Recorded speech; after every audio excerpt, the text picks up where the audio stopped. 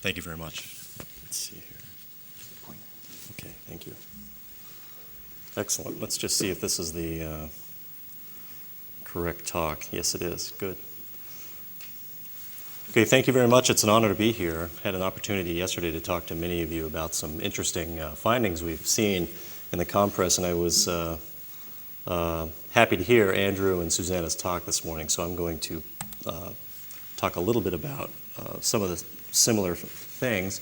However, the histology that you discussed this morning was of normal ingrowth, and that's usually what we see with the compress system, is normal ingrowth at the bone prosthetic interface and normal osteoblasts. But what happens in the early failures where you don't have the hypertrophic non-union and you don't have early ingrowth? What about the in-between cases? And what we've seen are cases where we see osteolysis, which then leads to fatigue failure of the implant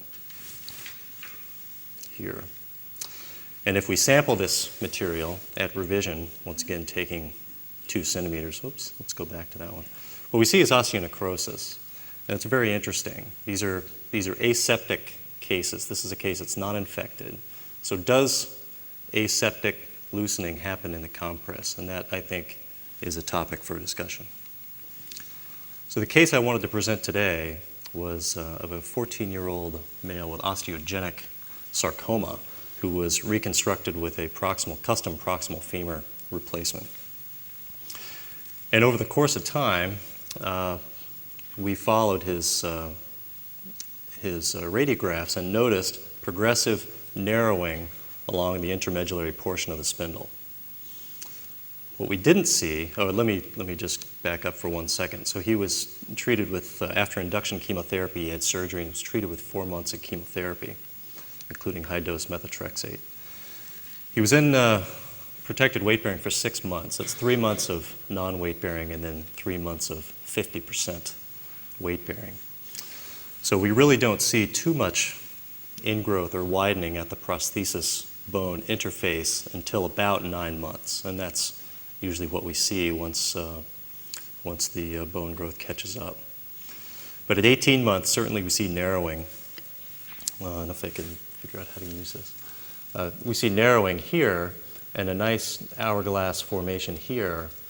But what is interesting is we don't really see narrowing of the cortices. So is this stress bypass effect? I'm not sure. But if we focus in on this final X-ray, what we can see is a sclerotic line here in the endosteum. And I saw that in the talk that Anders presented previously. I saw that same line. But the question is it clinically significant? And this patient had absolutely no symptoms. This is purely a radiographic finding worthy of discussion. And if it's not stress bypass effect, what is it? And is it deserving of further study like finite element analysis? So I'll open the floor to discussion, if agreeable. Tack så mycket.